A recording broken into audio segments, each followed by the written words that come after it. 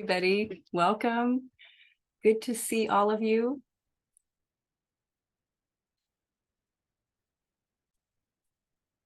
All right, everybody, good to see all of you. So, well, I don't actually see all of you, but I know you're here. That's awesome. So I'm Grace, and I know some of you might have never done anything with me before, and I'm brand new to you. And others have been here before, so that's great. And I love that you came here today. I have just a couple slides, and I might show them and might not. I mostly want to keep this just really informal and actually experiential. So giving you the chance to take pen and paper and do some thinking and find some clarity with whatever you've noticed really looks problematic. So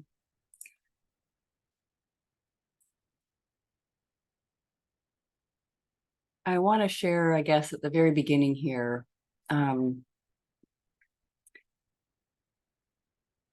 just what it can be possible to be like. So I have this really interesting thing that happened probably at least 15 years ago. It was probably when I was really going full out, like only having my own business and just doing private practice and doing this self-inquiry work with people. And I had done it part-time already for at least 5 years. But I was at this conference that was very large for small business owners. And there was a big, huge, long line waiting at like a coffee and tea stand. And there was a woman, because the line was so slow, who was right behind me. And I just, she caught my attention because she had a little dog in a purse. And so we were talking about her dog, and then we struck up a conversation, and she was sharing about how she had lost, when she found out kind of what I did and what I was really eager and interested in, the Work of Byron Katie and self-inquiry, and especially with recovery from self-sabotage and addiction and compulsion and all that we're talking about here, that our ailments feel like a lot of suffering. And she said, oh, that she had lost 100 pounds 2 years before. And then she said something really interesting that I think I'd kind of noticed, but it was the first time I was ever registering it as like, this is a thing. She said that something like, I know I have to be vigilant with every meal and every bite and eat on plan. And my doctor says I'll probably need to be careful for the rest of my life. And I just had this feeling within of how grateful I am that something had happened, and I'm not saying I did it, where that was completely not my experience anymore. Like it was just, and I had been as equally as obsessed and upset and out of control when it came to food and eating and other things. And now it really did feel as if that was no longer in my mind, that it was not a concern, that just wasn't happening anymore. I like the word irrelevant, like whatever was being eaten or not eaten was just irrelevant. It just didn't matter. And it seems like that's what people really seek, like just kind of about whatever it is, the thing that you do. But I know when it feels like it's so painful and you're kind of crunching down on the suffering that it causes, it's like, wow, lots of frustration, lots of focus on it, lots of seeking for how to fix it and make it go away. But that is what I think we all have access to, that the thing that is actually knows you're born with everything that you need. You're born in balance. You come out just like something of nature, able to do things in whatever way we do them, have feelings and emotions, and sure, bump into things that cause suffering, but have it fall away when it's just not necessary, like something, whatever we're calling addiction or compulsion or self-sabotage behaviors. And And I love what everybody, all those of you, many people, it was fantastic, shared, went to the survey that I sent out. When you opted in, there was a survey that you could fill out for a lot of the people, not everyone maybe, where you got to put in like what you actually feel like is the area you suffer in, and what you've done to address it. And some of the same things over and over again. But overeating, over drinking, smoking, using substances, using drugs, but using behavior too, shopping, screening, planning, cleaning. I've talked to somebody who just couldn't, always had to empty the garbage, even if there was one thing in it. Kind of reactivity, anxiety, thinking a lot, overthinking, feeling like they've got intrusive thinking, procrastination, seeing that there's a list or something that they really want to do, or some sort of project that's important, and not doing it. So we know they come up in all kinds of myriad ways, and it's okay, whichever thing you've got, whatever you've got. I hope this will just help some today to address that. And I know some of you who are here probably have been aware of the work and doing the work, and even gotten a little breathing room from questioning your thoughts with the work of Byron Katie. And some of you might have never even heard of the Byron Katie before, and that's okay, like the work. Basically, it is self-inquiry, and it's a simple way to follow along self-inquiry with 4 questions and turnarounds. But I think that we're onto something very important with self-inquiry, and self-inquiry has been something suggested as a place to look, to turn into yourself, turn towards yourself and ask there. Maybe before the work ever existed, is it true? Socrates and Lao Tse too, and Buddhism and Christian mysticism and many different places, like, what am I actually seeing? And can I trust my mind to be telling me what's real or not? Because it doesn't look like it. So really that is kind of my favorite. So I think just starting there, knowing you've got everything that is needed to be able to look, but something compels us to not go, or just not see, kind of have blind spots, as we say.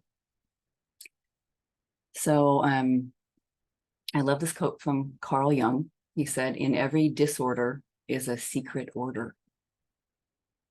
Every disorder is a secret order. But we know he was one of the great fathers of psychoanalysis, understanding the human mind and behavior. And while I'm not a Jungian therapist and haven't studied it in deep depth, you always have to study him when you go to grad school, like I did. And I think just holding that, like, first, I've got all I need, all it would take is present here. I don't need to go get more information. And there's a secret order to whatever's going on. It's kind of mysterious. Even going so far as to say there could be a treasure here for me in this process. And believe me, I would not have thought that there was a treasure there for me when it came to binge eating. I mean, it looked terrible. It looked like so much suffering from it, but I can see that now. I can really see it now. So, so I want to share three kind of keys, I suppose, or sort of pieces in this, and we're going to do some exercises. And one of them is just like, how do I really work with this? And there's always been that great question, and then lots of looking and hunting down how to work with this and trying many things. But that was in part of the survey, all the things that people have tried. I've tried the same things, therapy and EST and context training and personal growth seminars and more therapy and energy work and energy healing and affirmations, and they all maybe have some wisdom in them. But there's lots of stuff to try, and kind of like, if I just find the right thing.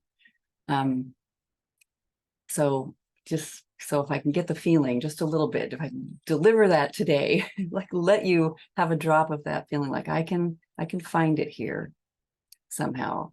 I would love that. It's such a relief. And just to feel empowered and more confident about what it is that's going on instead of hopeless. And we really flip-flop between hopeless and no, now I'm going to determine to do something about this, and then hopeless again, like something is just not working about it. So I really liked considering and doing this mini workshop how we approach change. I mean, you might have seen that, when you saw a post about change itself. But I love considering how we usually see, I want something to change here. I need something to change.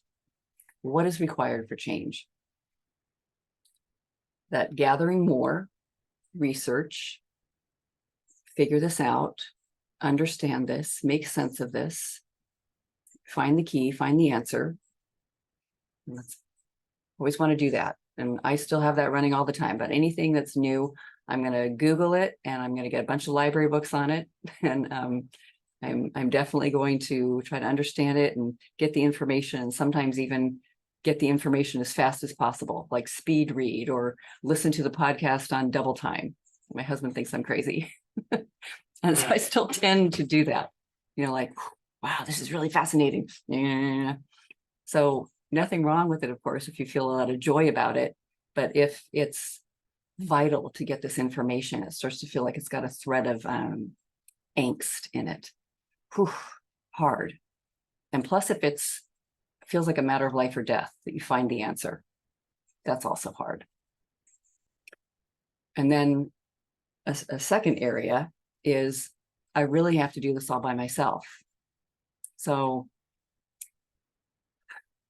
yeah, it's like I'm sailing on this little boat across the big wide ocean.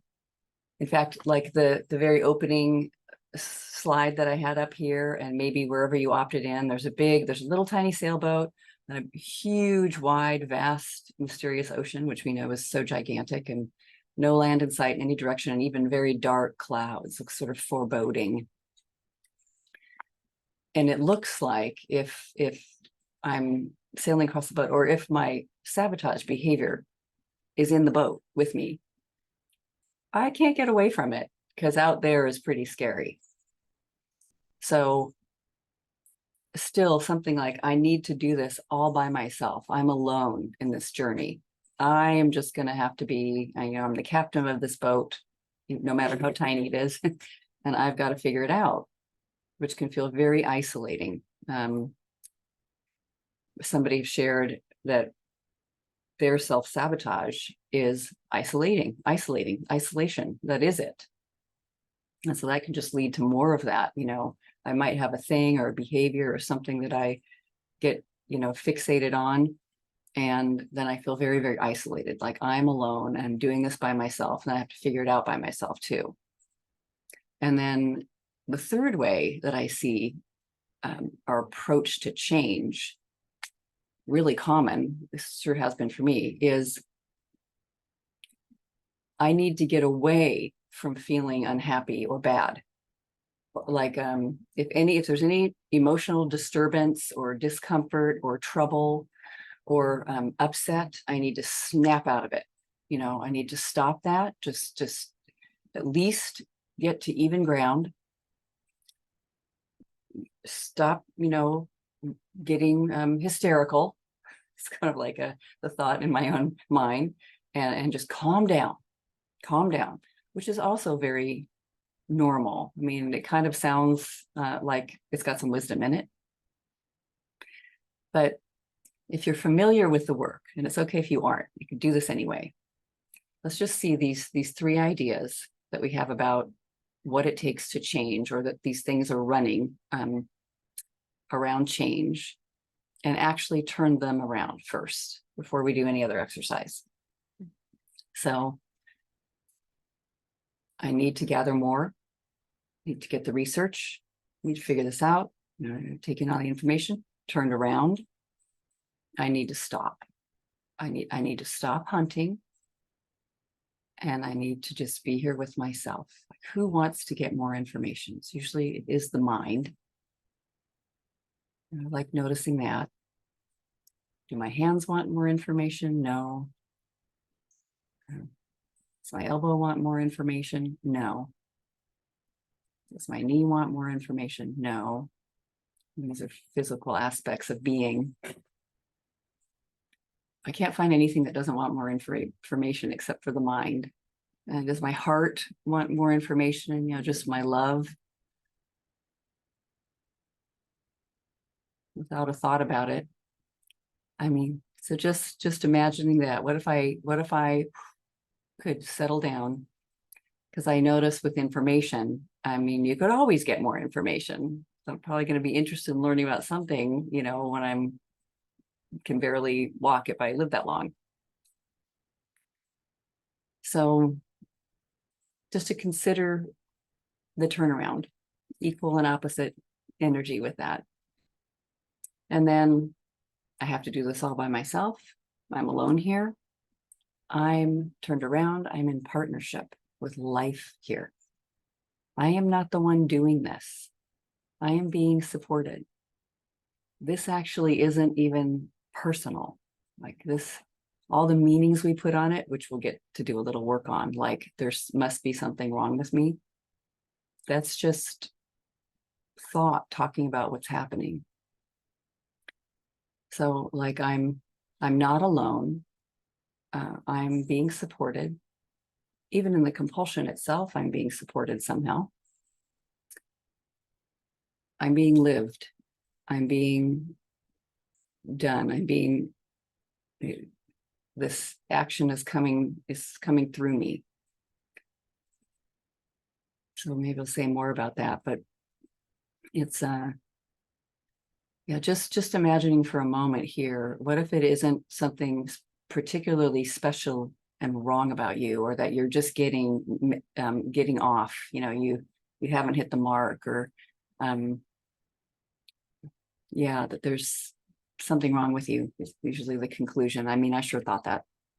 Something's wrong. What if that isn't the case? And it doesn't mean collapse and give up.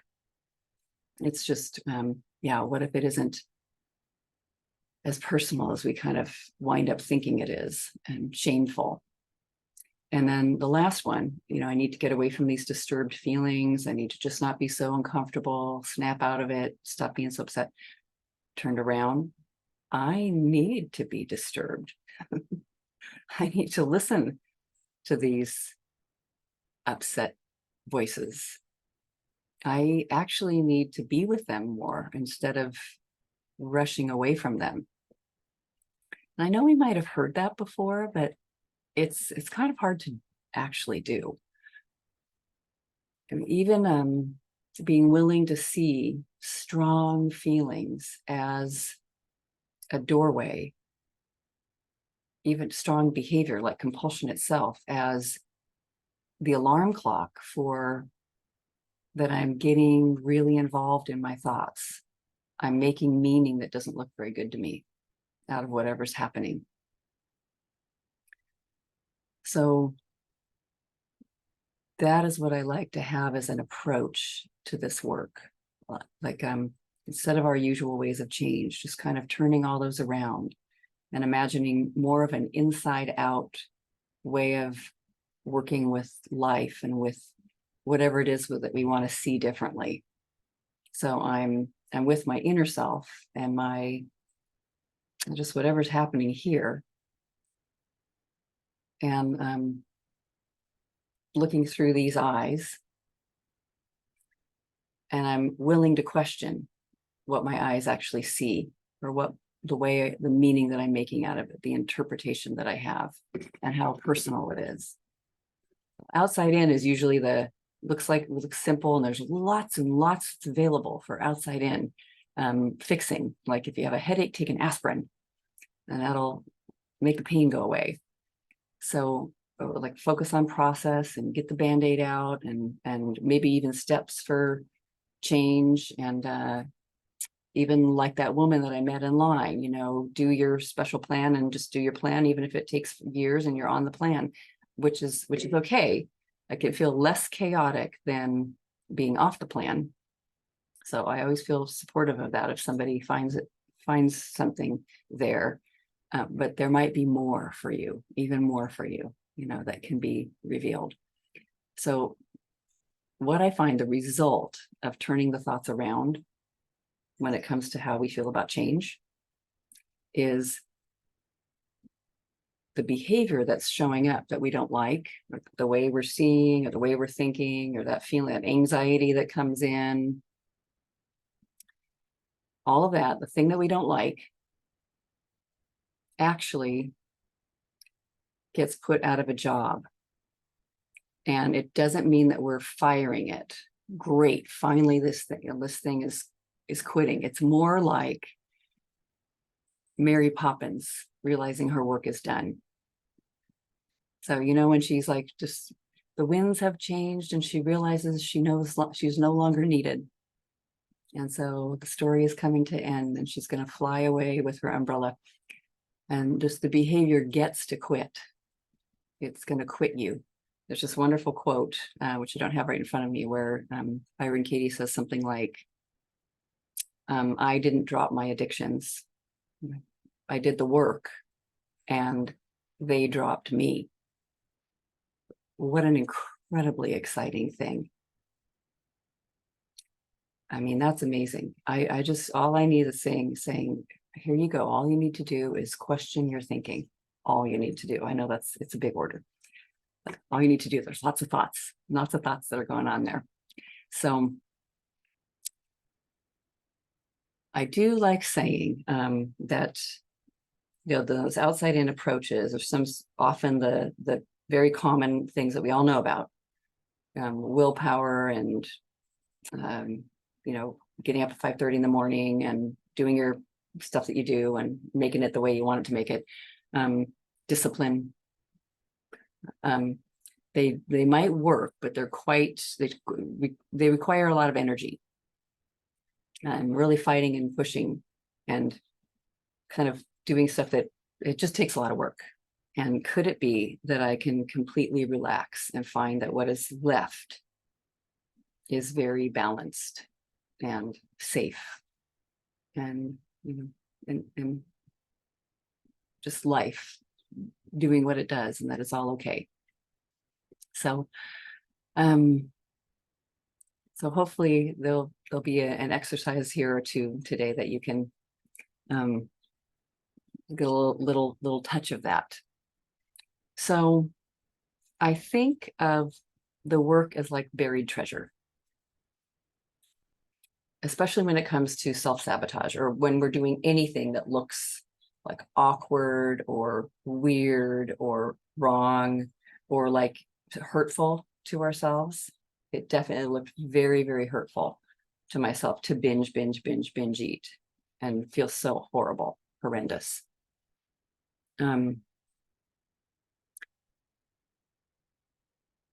So when it comes to that, it looks a little, especially when we've really been fighting it and looking and doing a lot of searching about how to understand it or make it go away. And then we decide, I don't really get it. I just don't get this thing. I want to stop, but I'm not stopping. And then the decision, like often there must be something wrong with me or missing in me or something. It's something really, really wrong with me. But I like the idea of treating it like buried treasure. So, there's so many stories and tales of buried treasure hidden in the floorboards. I think there's a Tao Te Ching where there's like you've just got, there you are in a house and there's a treasure hidden in the floorboards right under the house. Somebody long time ago, probably in your childhood, dug a hole and buried something very precious in there, and then covered the hole with foundation, replaced the boards in the house. So everything is hidden underground. And if you know that there's a treasure in the floorboards, and then all the fairy tales and the myths say, and they didn't know it was there the whole time, or there was a beggar on the street and there was a buried treasure inside, right underneath him in his box or something. But if you know it's there, you're willing to dig. You're totally going to start taking up the floorboards, right? If you know it's there. So I'm willing to do some excavating. And, I love people that get into the work because they are willing. I mean, I felt like, where else am I going to look at this point? I'm sure there's always probably someplace actually else that I could look, but wonderful to have it be here within. So,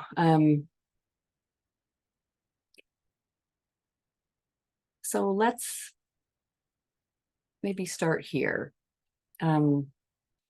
Just a little exercise. This is not necessarily a writing exercise.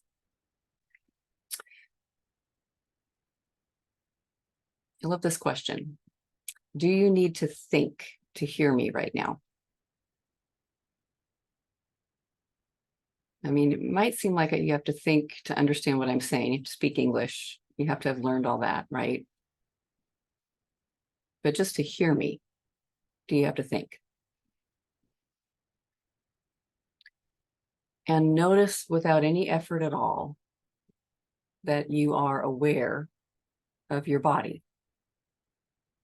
How simple it is to be aware of your body. If I say, become aware of your body and where it is touching whatever it is that's supporting you on the earth. Like if you're standing up or you're walking, or even if you're driving a car at this moment, I think most people are probably sitting someplace, but you never know. But still, that thing is holding you. Like if it was suddenly gone, you'd fall right down. If the chair that I'm sitting on was gone, the floor I'm sitting on was gone, and I'm in an upstairs, so that would then if the walls were gone and they're running all the way down, but we would just fall into space. If the earth was gone, the ground was, we'd just be in completely in some kind of spacious space. But the reason I like really thinking about that, how we're being supported, is we often think of that we're resting our bodies on this, in this earth plane, but it's just equally supporting us and holding us up. Notice it doesn't take a belief to know where your body is. And there's a presence here that accepts your body exactly as it is. There are no demands placed on it by this presence.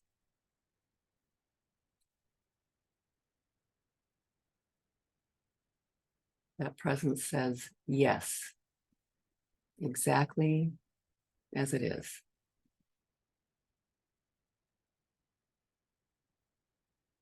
There's no complaint about any of it. There's no demands placed on it, and there's an unconditional acceptance of exactly what is happening. I even like noticing that the chair and the floor is welcoming you, like you are here, you're welcome. It's not saying you don't belong.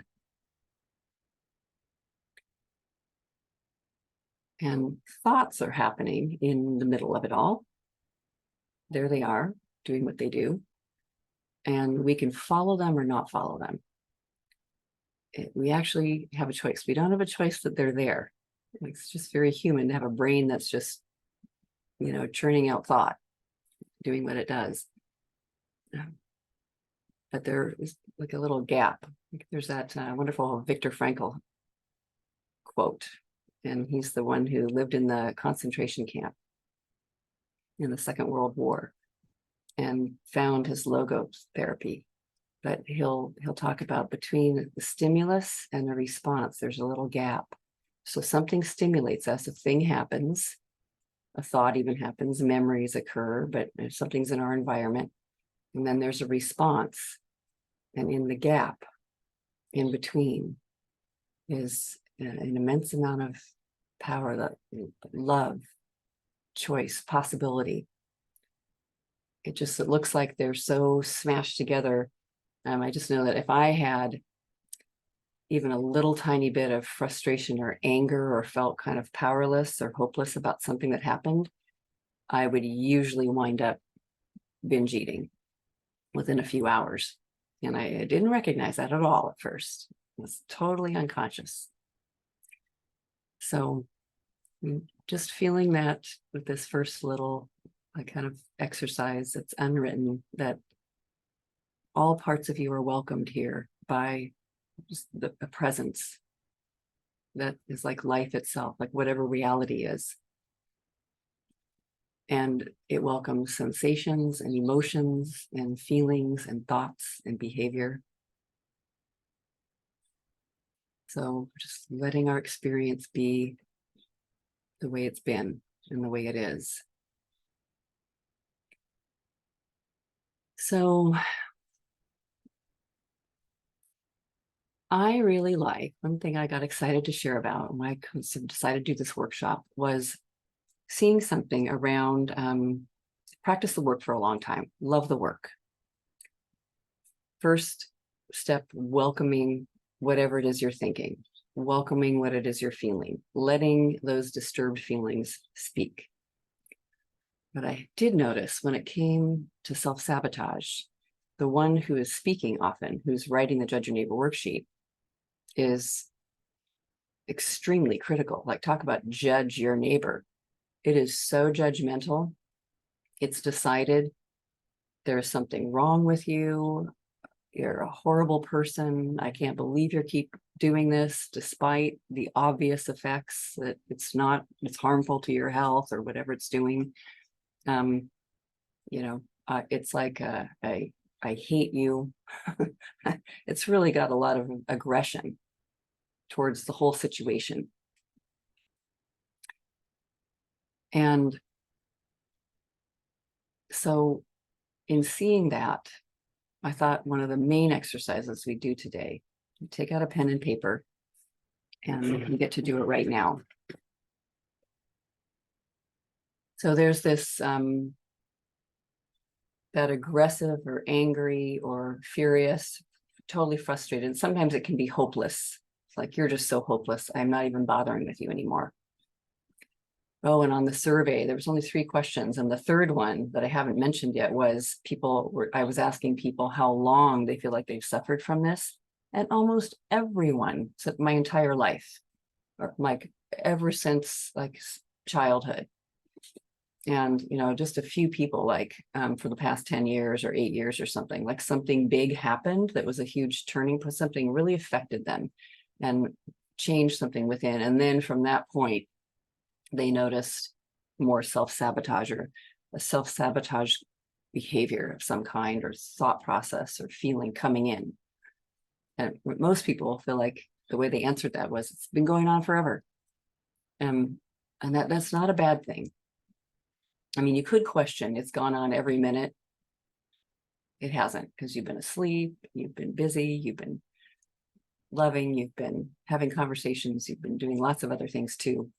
So if you really added up all the minutes for how long this has lasted, there's lots and lots of space in between, which is good to notice. But I get that it comes from something that looks like it's quite old. And so that's okay. But this saboteur comes in. And so let's have a little dialogue with it. And then we can see where we can take this with the work.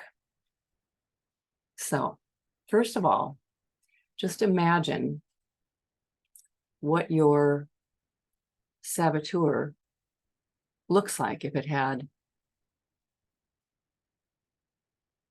looked like something, if it might not need to have a body, but maybe it does. Maybe it's a person. And if it's easier, make it a person.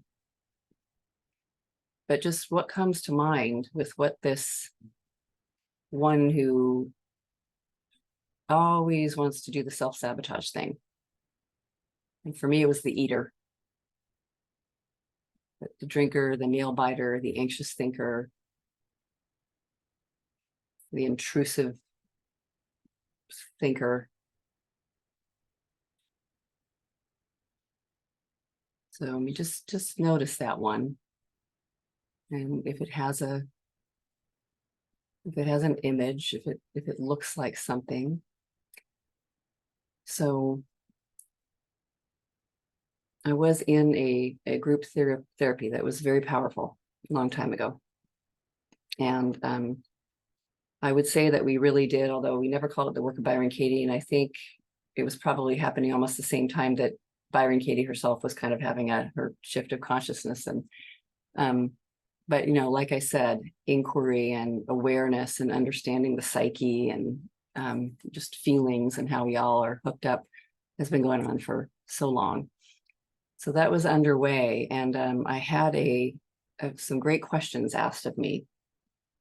And I woke up one morning from what felt like an absolute nightmare. I mean, cold sweat, unable to go back to sleep. The feeling was terrified. And in the dream, there was I was running for my life from an absolutely enormous, heavy, young woman who had curly red short hair and very pale skin. And her body was like cement. And every time she took a step, the pavement cracked. And even though she looked very plodding, like she could just go forever, like a machine. And she was following me into an old building in Seattle where I live, where I'd taken some acting lessons in the past. It's like a really beautiful old building. And she was following me up the stairs. And every time she stepped on the stairs, it like a hole went through and, like the whole thing was going to fall down, the house was going to collapse. And I thought it was so vivid. I still remember that. I mean, this is a long time ago. That was my eater. I mean, that's the picture I had of the one. And I like very hungry, very angry, very furious, and like it was going to kill me. And here's the thing. So just see what yours looks like. And actually you can just, if it helps, to take a few notes and write down that this is what my self-sabotager looks like. Just let it be there. And if you don't have, if it's completely blank, that's okay.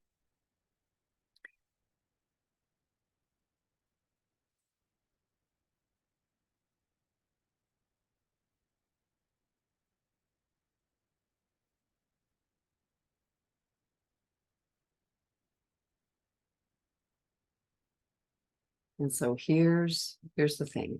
I know that might be not really quite enough time if you really wanted to get descriptive.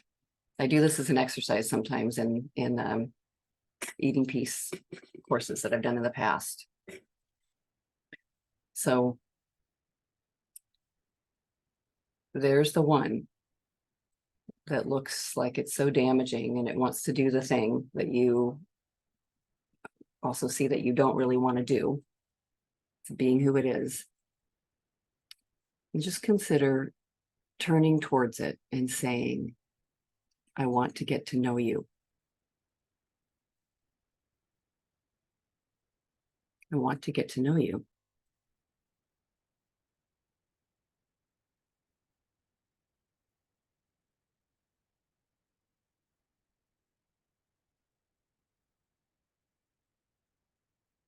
And if you like, you can say, if you overwhelm me, I won't be able to help you.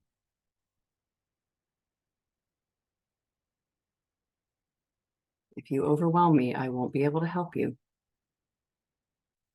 So please be here with me rather than taking over.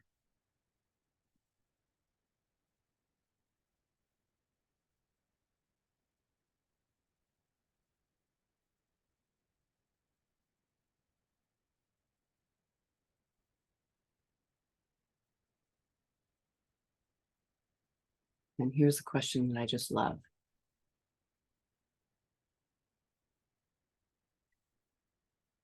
And you just see what it, first you might see how it responds to that.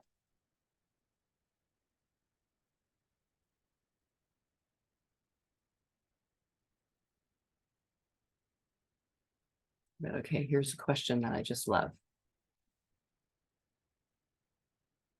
Ask it, what are you most afraid of? What will happen if you stop? What are you afraid will happen if you stop?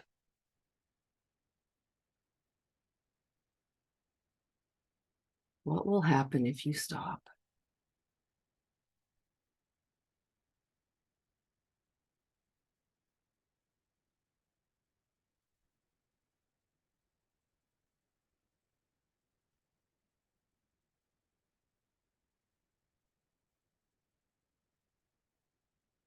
So okay to share if you want in the Q&A, and hopefully the chat works.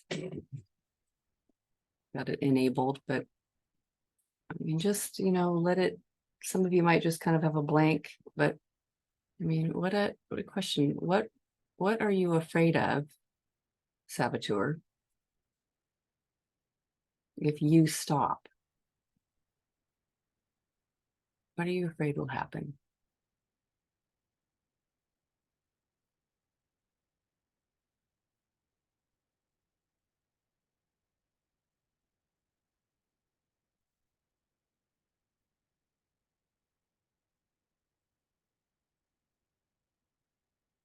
So I could see, for example,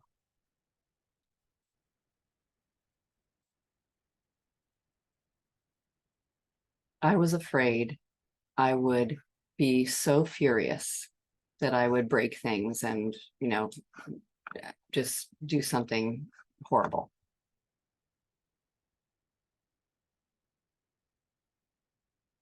And someone's sharing, and I won't say your name, anybody who wants to share here.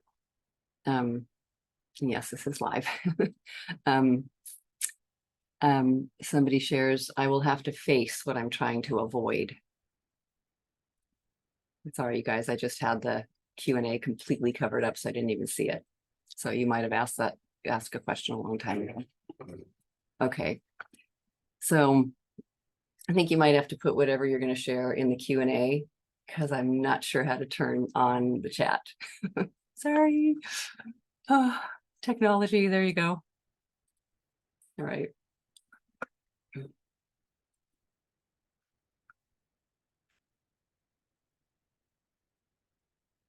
So, yeah.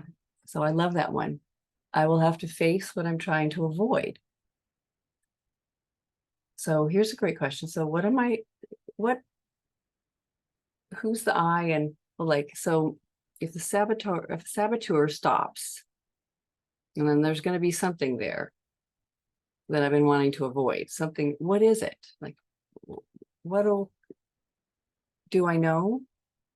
What could be there that I'm trying to avoid? And you can even do this, like this internal family systems has kind of divides up into little parts. I sort of love that. I'm not trained in internal family systems, but I love it. I love, I felt like I could really relate to it and see it's just so, who would be in there that's in my, psyche and inside myself and my past somewhere, whatever it is that's going on, that would be doing something that is worthy of avoiding. What's in there that should be avoided? And somebody shares, I would disappear and have no say. Wow. Really good one.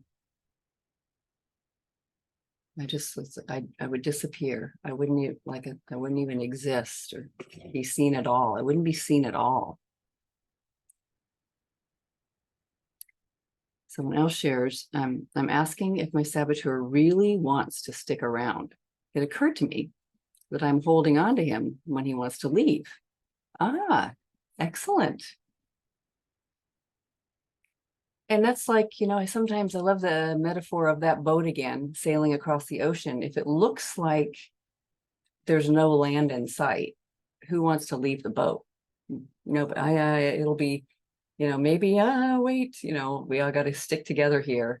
It's okay. But this is self-inquiry so great because we might discover it's not this vast, as dangerous as I think. And I love you get to see that. I kind of might be saying, oh no, stick around. I don't know what it's going to be like if you leave.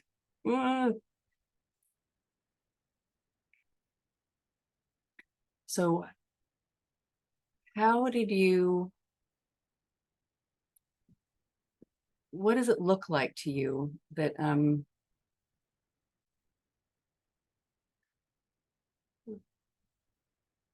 wherever that occurred to you or whatever was happening, that would be in there? I'll come back to that. I'll ask it another way. There's more people that have shared something, so this is great.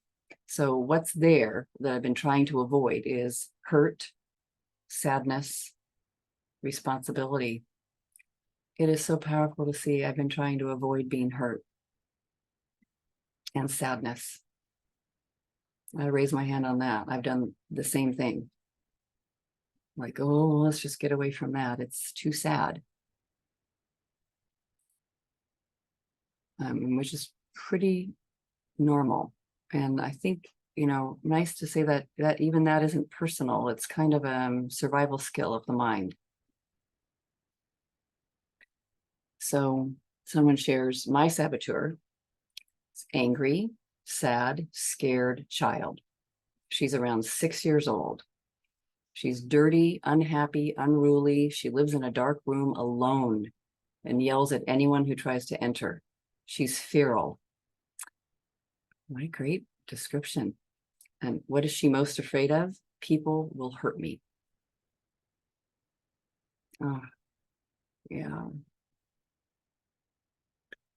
So feral is such a fantastic word. I think that's been a description of mine sometimes. It's like absolutely wild, untamed. Who knows what's going to happen? Whip your head off if you stick your foot, you know, your hand in the room. I mean, just feral, wild. And that's what sort of undigested feelings and like just unmet feelings can really feel like. And feelings are actually like that anyway. They're a bit out of control, right? They're just not controllable. We all have them. And you kind of want to be in control, prefer that, like I have. I don't like that they're out of control. Then they seem really dangerous. And people will hurt me is such a great clue. It's just right in there. People will hurt me because then I know that's what I'm most afraid of. And that's what I don't want to see. And I don't want that to happen.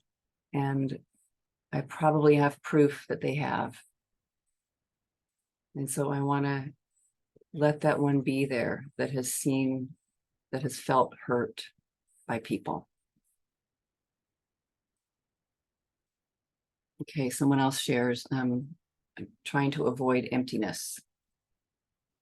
The saboteur, vast amounts of it. I must eat to fill me up. I sometimes think, you know, that is so much wisdom there. It's like self-inquiry. I've had the thought before. It's really all about just the relationship to silence. All of our wonderings of being human here is about how we relate to silence, and it looks so, and mystery and vastness and like life. I don't know, and that it just looks so much like we don't know, and I don't know. Maybe the mind doesn't, at least mine doesn't like so much not knowing. It doesn't like that kind of how much is mysterious here about life. Like, can I know? Can I have the steps? Isn't there a manual? learned a lot from childhood about what it's supposed to look like or what success looks like and go for that. Just being here, that can't be it. And it's just so empty and so vast. So I like this, I don't know if you call it an acronym, it's APE, APE, but it's a helpful little short bullet point for what is often going on when we move into sabotaging behavior of any kind or sabotage way of seeing things. And A stands for afraid, anger. Anger, its close cousin. Anger and afraid. Angry and afraid are kind of the same. And you only get really angry when you're threatened. And so just, I'm afraid. And that's why the saboteur needs to come in. This behavior, this way of being. P for powerless. I feel very powerless. I'm experiencing my how I'm standing is in a powerless place. I have no power here. Or E, empty. I'm just completely empty, which this last person is. That's what I want to avoid. I hate that emptiness. And so it's kind of like this invitation to get to know that thing. What could possibly be great about emptiness? I mean, that's just one of the questions. Like, what do you maybe you ask the saboteur, what scares you about this emptiness? What's the worst that could happen? Or, yeah, I'm just exploring it a little more and seeing what the thoughts are about it, this vastness, and that something seems scary about it. Well, then we've just got then a concept or something that we're looking at that we can then take through inquiry, which is awesome, good news. So the main thing I like seeing here is that the sabotaging behavior, the saboteur, is actually trying to help, is not trying to hurt you on purpose. It's coming to the rescue. So, a very interesting exercise here is to write a Judge Your Neighbor worksheet from the point of view of the saboteur. So sometimes it might be a little tricky if you're not super familiar with the work. And I would definitely don't want to do anything that would make you have more in your head and getting really tricky with it. But just consider that its perspective, it looks like mine looked like a strong as can ever be, wanting to kill me,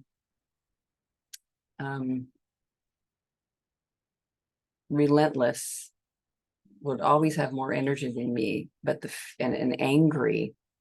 But if I let that one speak and say I'm upset with life or with grace, because and let that one talk, and I could hear that one saying, once I said, I'm here to talk to you. I want to get to know you. That one is saying, you have judged me. You've been terrified of me. You never listened to me. So it has some things to say.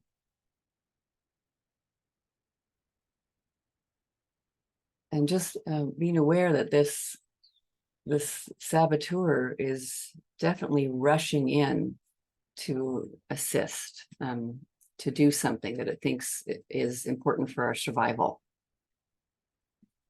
And just let it look that serious, because I mean, even if we know the thing is dangerous for our health or something like that, it's like, wow, it must be really critical. It kind of it's not logic. Logic is not going to be the thing that helps us see anything differently. It's that there's something that's getting stuck in there.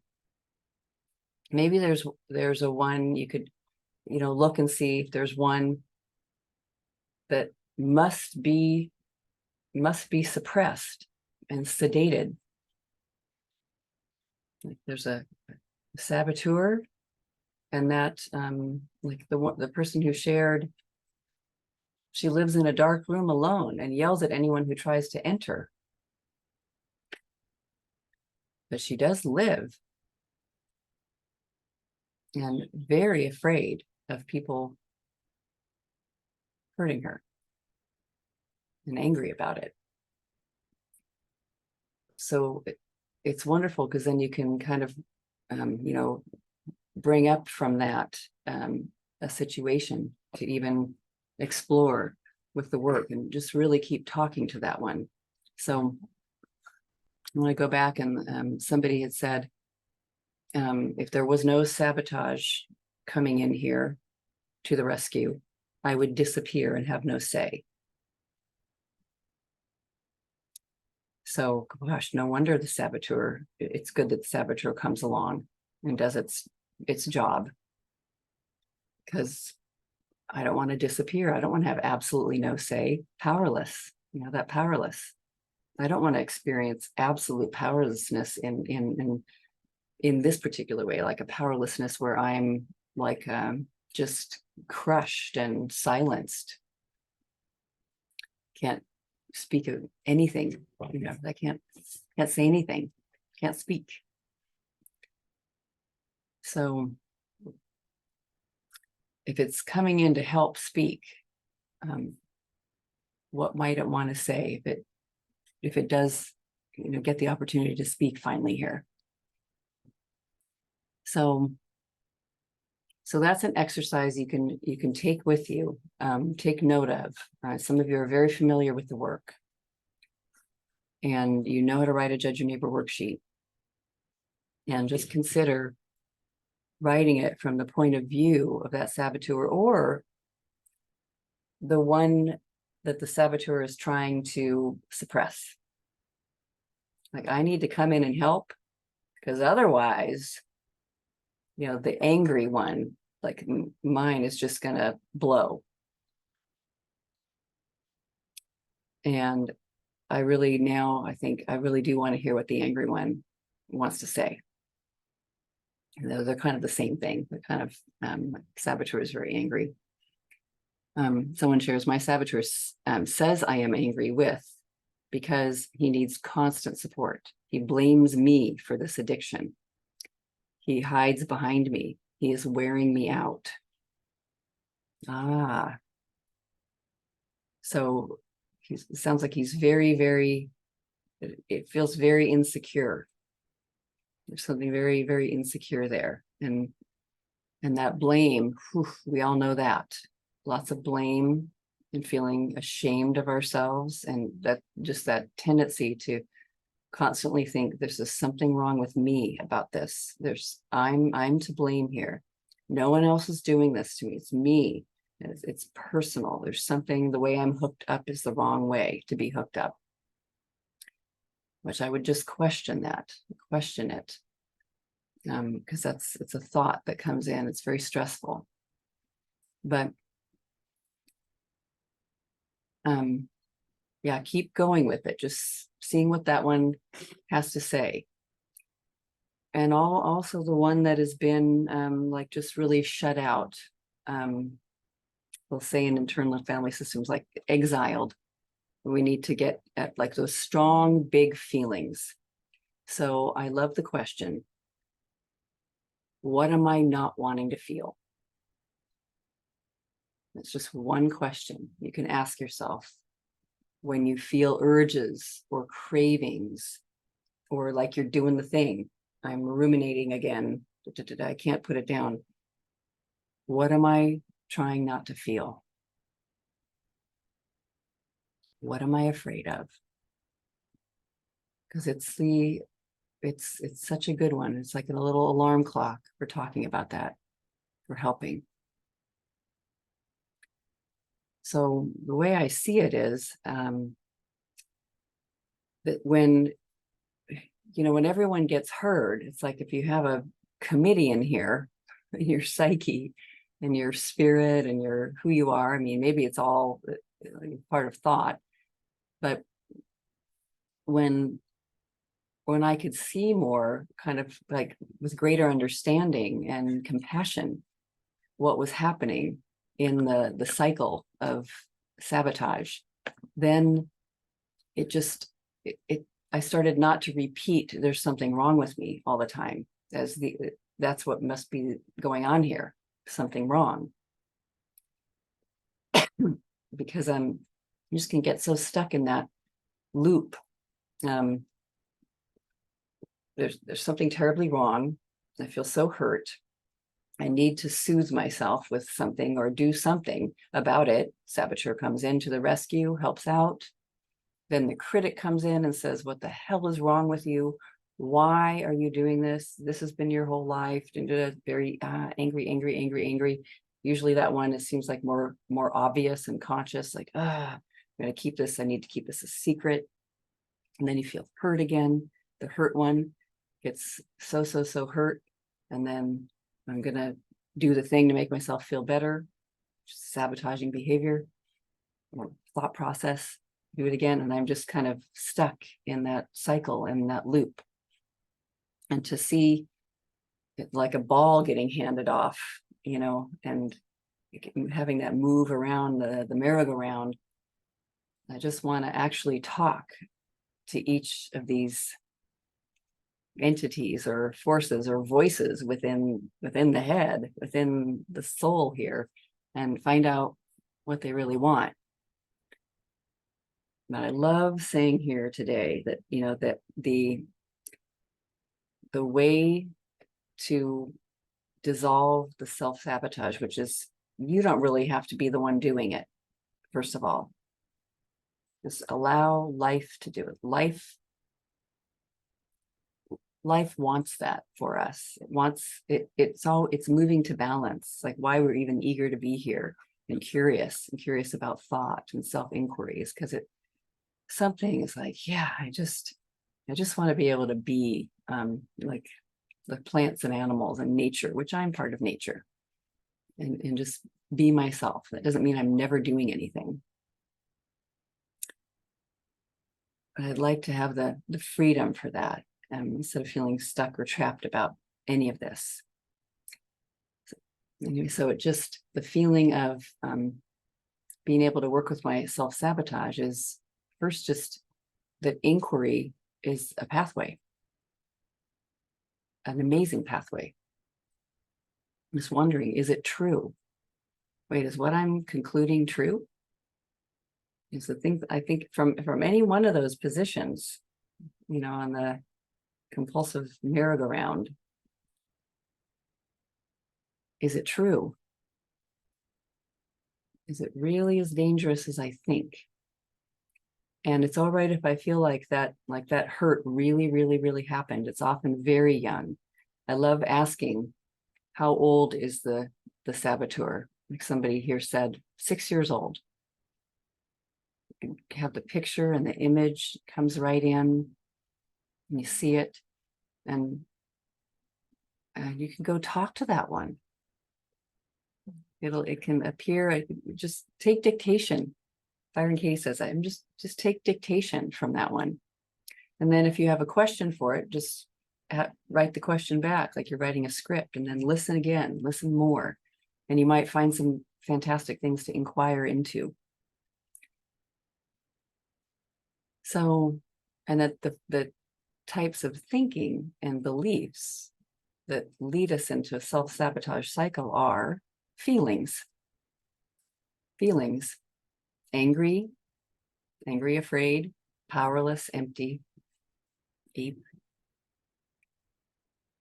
And then speaking to more than just the critic, the one who was always ready to write a judge your neighbor worksheet. At least once I started getting used to it. Oh, I can write that. Yeah, let me write it out. Let the one write who's frightened, or the saboteur that's kind of rushing in to try to help. Call it the firefighter. It's called a firefighter sometimes. That one that's coming in is trying to, spray water all over these burning feelings that are happening, just like dampen them down. So talking to that one about what causes that, oh my gosh, we really need to dampen that down. I have heard it spoken of about sabotage, and I really like this, that it is like a red herring. So red herring, I looked it up because I thought, yeah, what is a red herring anyway? Exactly, physically in real life. It's, you know, Scandinavian kind of preparation of herring where you smoke it for a long time and it turns it red, and then it can last for months, salted heavily and very fishy, apparently. And in the British hunting circles, when people were competing with each other, it was said that they could take red herring, and you know, drag it across a trail so that the hounds would go in another false direction and not follow the fox that they were trying to catch or compete to catch. And whether or not that was true or not, it just became to mean it's a false trail. It's a false path. And I really like that because you know, I spent so much time looking at nutrition and diets and exercise and vitamins and this way of eating and proteins and macros and just on, like so many of you. And there's other things, like if procrastination is the thing that you tend to do, it's like looking at you know, doing your morning pages and getting up at this certain time and writing a normal list and making sure that you meditate and then doing this thing and then doing one thing off the list, and you know, lots of systems, I suppose. And could it be that a bunch of that is like just a red herring? It's like you're spending all this time on this thing that you think is, you know, what your mind is really fixated on, figuring out the answer to, but that's actually not even it. Or like, you know, figuring out about relationships and reading about them and looking for the one. And yeah, not that there's anything wrong with any of these, right? There's good information sometimes out there, of course. And it's nice to know some of it, but it just gets to have this gripping feel around it that is so critical. So it's like, you know, if it's not a red herring, come back to the one.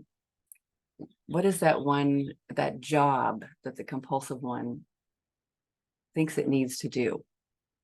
And it's really serious about its job. Like it really thinks you need to avoid that emptiness, or that people will absolutely hurt you, or that you're to blame for this addiction. He needs you, or that you're too hurt and sad to manage. It's going to be too, you won't be able to survive the hurt or the sadness if you go there. Because that one, and I just feel like if you make friends with that one, with compassion and curiosity, interest, willing to listen, then that saboteur will no longer need that job, and they can leave like Mary Poppins. But don't even try to get them to go, because they're not going to go until they know you're safe without the presence of that behavior or that way of being. So I hope that helps. Maybe it's a lot. I hope you could follow, and it feels like there were some good questions in that exercises that you can keep, and just where you might go from here with the work too. Just this, what I mean by that is really self-inquiry and those 4 questions and finding turnarounds in the method of Byron Katie, because I love that those are so simple. When in doubt, go there. Really, they're so simple, just sort of straightforward. If we want some steps, which the mind likes to have. So,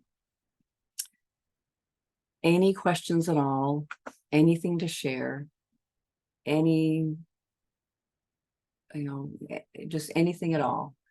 Just put it in the Q&A. And meanwhile, and also I'd love to hear if you got any little insight, or where you want to go next, or you're wondering about it, but you might have just anything that was useful. And I want to share that right now I don't have any special program. There's nothing to tell you about that's just on self-sabotage. I just started getting so curious at trying to get over the years, getting more and more clear and helpful for people so that they feel successful, like something like this recognition can happen when it comes to change. People will get close and then, oh, I'm not sure, and maybe a little change, but then not so much. And it's just like, what needs to happen so that we can get closer to that, or just stay in the inquiry, because something wants to go there. Something really actually loves and wants to go there. So if there's brakes getting put on against that change, I like to know, how can I help? Because people helped me take the brakes off. And also it's just, insights will come when they do. I know it's not, I am certainly not in charge of that. And I guess we all aren't, for ourselves. It's just going to happen when it does. It's all okay. I love noticing how okay you are, no matter what has ever happened. Might not seem like it is all the time, but we're okay. And but what I can tell you about is, if you're eager for more, there's this summer camp running. And I basically think of it as there's a campground, there's a camp that opens in the summer. How the whole year everything's shut down. There's no tents, there's no campsites, there is no camping, there's a big gate, there's a lock on the gate. It's not the season. And now it's the season. And when you go camping and when you go to summer camp, you can show up for 5 days, or you can wait until September.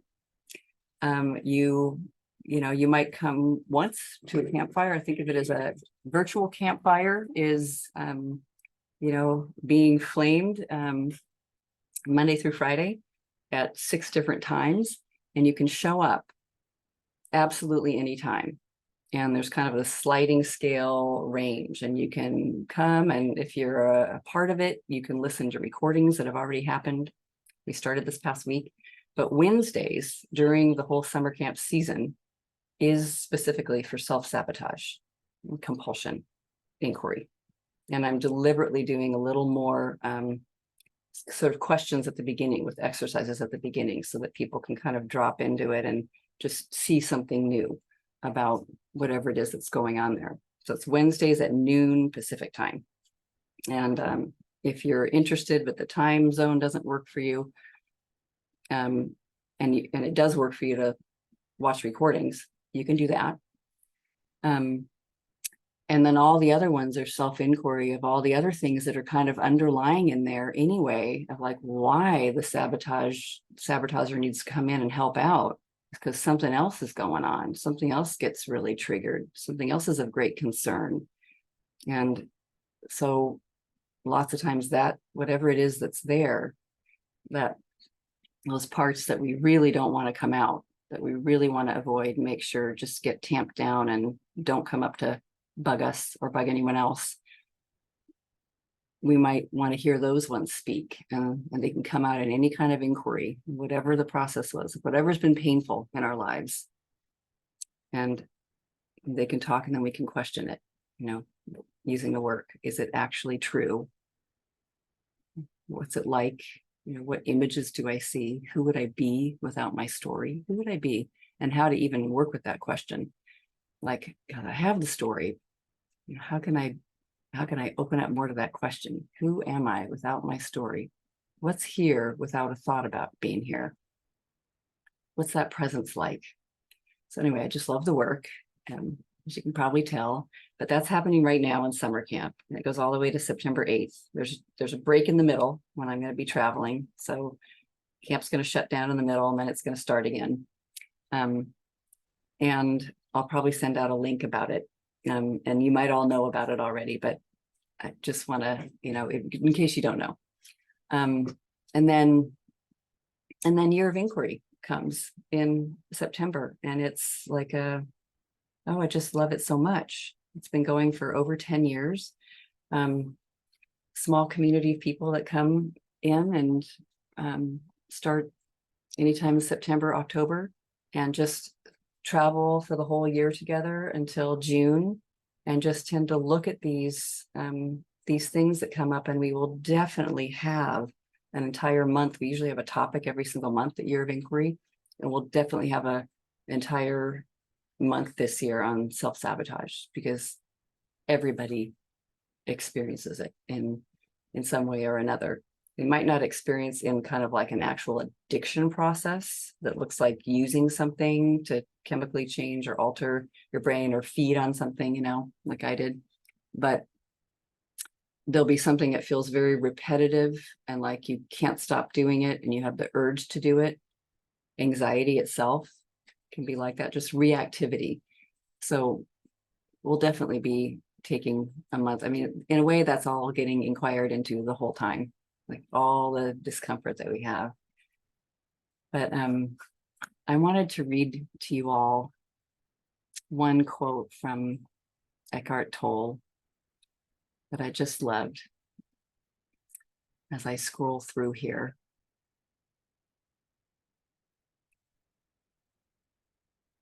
Okay, so Eckhart Tolle says this, and I think of all this inquiry processing, this inquiry, just wondering, question mark, all the time. Yes, I think there's a quote from Katie that says, my favorite position is the don't know mind. I'll make friends with that position. But Eckhart Tolle says this: thinking is addictive. Most humans are addicts. The greatest addiction is the addiction to thinking. Thinking creates anxiety, grievances, regret, guilt, enemies. The mind is powerful, but you must access the essence of who you are. One of the quickest portals into the cessation of thinking is letting go of resistance to the present moment. So I just really think of it as the only way self-sabotage can ever come in is if I'm resisting something in the present moment. And the thing that I'm resisting in the present moment might be a memory. So that's okay. It gets a little tricky. But I'm just, just resistance to the present moment. Thinking that I'm all alone here. Separation. So he goes on to say, people, events, memories come into the field of consciousness, and most humans are in a constant state of not wanting what is. We need to recognize the dysfunction of that state of consciousness. Make the present moment your friend. Say yes internally to whatever arises in this moment. Presence is the space of no thought. But it can also be in the background, even when thinking is happening. So it's like, okay that thinking's happening. I mean, try to stop it, right? You're not going to be able to stop thinking. That's not the project. But presence can be here, and it is always here. It's really who you are. That's me saying that. Okay, back to Eckhart. Your choice is not to understand more or to bring analysis to the process, but to practice not thinking. Or I would like to say to practice not believing what you're thinking. Accept the moment as it is. Overactivity of the mind is usually an attempt to get away from the present moment. And just bringing so much compassion to that experience, that it's not even you that's deciding you can't be in the present moment. It's just thought doing what thought does. So not your, your deep inner nature. So I hope this was helpful. And as time goes by, and as you sit with this, and then even consider writing that, doing that exercise where you maybe just a judge your neighbor worksheet will come out a little differently from this work. Just know, it's curiosity and compassion. Something is an invitation here. Self-sabotage is such an invitation. And I mean, I could see from this perspective, at a vantage point now, best thing that ever happened to me.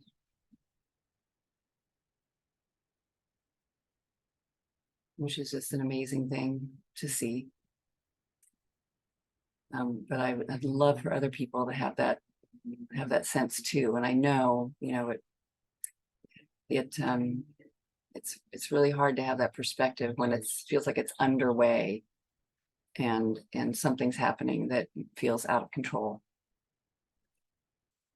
And I certainly still feel like life is out of control, and there's things that I can't control that my mind is saying I wish I could. To be in tune with, it's totally okay. My mind doesn't like it, but I don't mind. I don't mind. It's all right. So yeah, I just hope that was helpful. All right, everybody. Oh, good. Someone says, thank you. This was great. You are so welcome. Okay, my friends, hope to see you all in inquiry in other ways. I love it so much. It's my favorite. And yeah, take very good care, everybody. Enjoy yourselves. Just know you've got everything it takes. You can settle down into not hunting. And I'm not saying that you shouldn't, because I research myself. So it's all right. We do whatever we do. It's just not hopeless. Okay. Lots of love, everybody.